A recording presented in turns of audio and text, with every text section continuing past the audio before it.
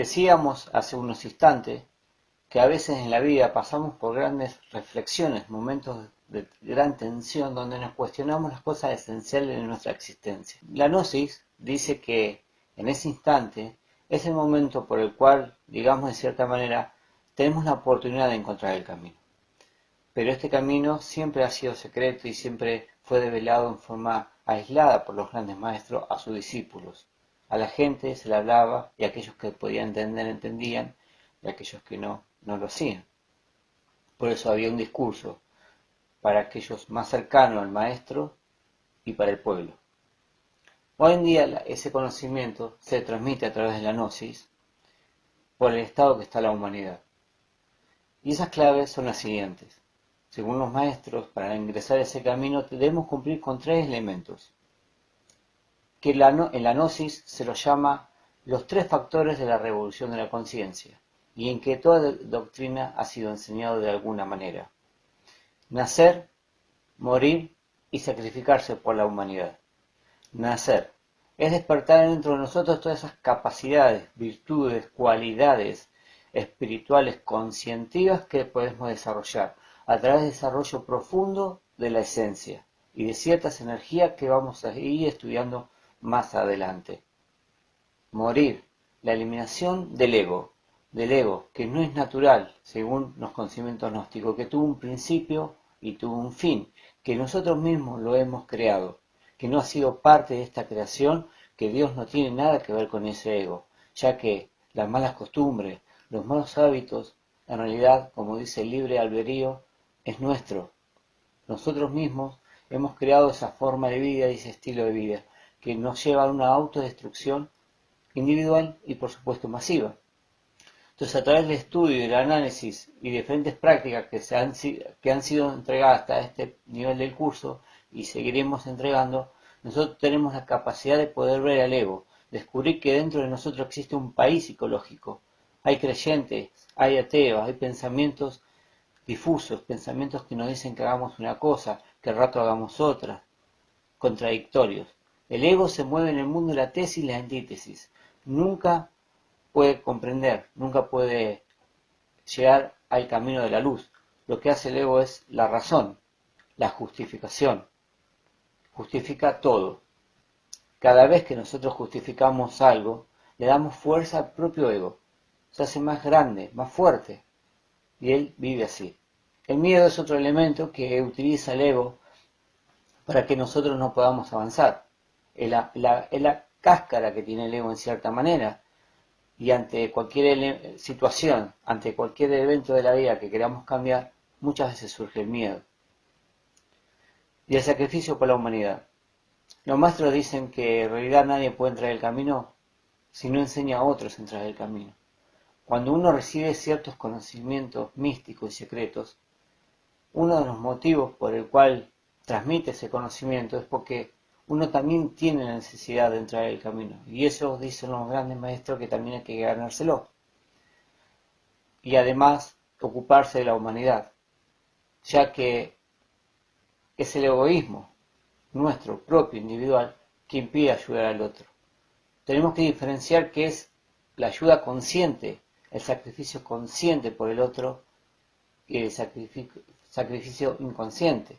Muchas veces nosotros cometemos o tenemos actitudes que para afuera, a la vista de los demás parecen grandes sacrificios o manifestaciones de una gran bondad interna. Sin embargo, detrás nuestros se esconde un gran interés, incluso a veces de mala voluntad. Me piden algo, le digo, bueno, llévatelo, te lo doy, te lo presto.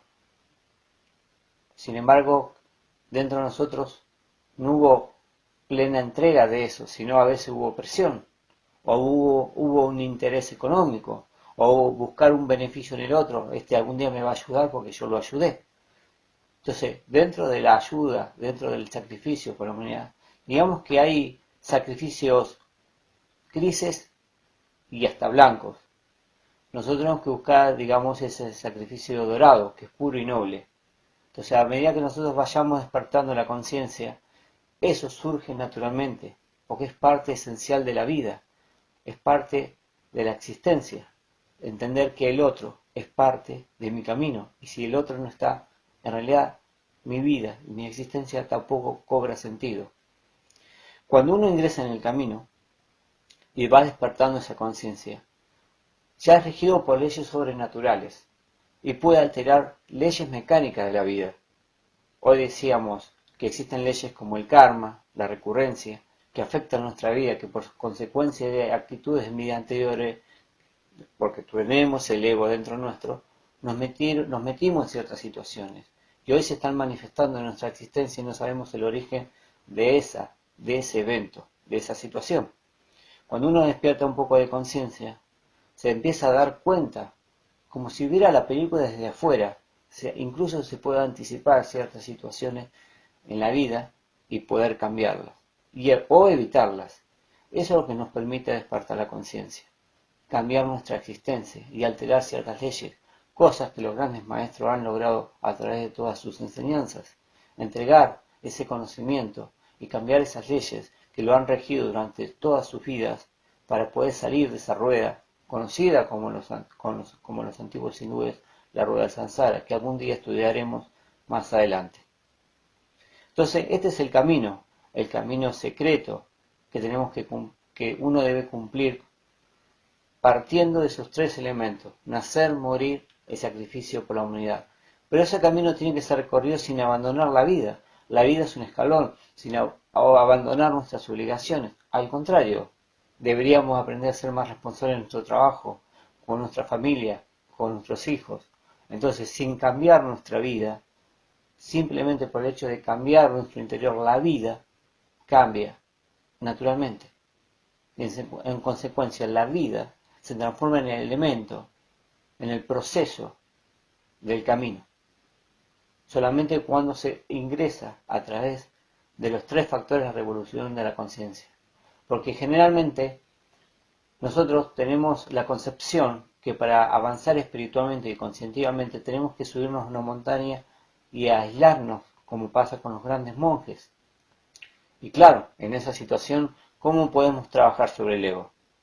¿Cuándo se va a despertar la lujuria? La ira de un evento de la vida, si estoy totalmente aislado, refugiado. Entonces tenemos que comprender que la vida es una oportunidad. A este camino también se lo llama el camino del filo de la navaja o del hombre equilibrado. ¿Por qué? Porque el hombre no abandona la vida común, cotidiana, simple. El maestro Samael, quien fue uno de los fundadores de la institución gnóstica, planteaba estos conceptos, que uno puede desarrollar un trabajo interno a través de la vida, de vivir cotidianamente, cambiando nuestros hábitos, nuestras costumbres, nuestra forma de pensar, de sentir y actuar, sin aislarnos, como culturalmente a veces nos enseña. Es obvio, si yo tengo un conflicto con un vecino y me aíslo a vivir solo en el campo, es lógico que el conflicto en cierta manera va a desaparecer. Sin embargo, el problema es que el conflicto nunca existió. Existe, la persona es conflictiva. Y esa persona conflictiva está dentro. Y si no será con ese vecino, algún día se va a desatar algún conflicto con el vecino del campo de al lado. Porque eso está dentro mío y de alguna manera en algún momento se manifiesta.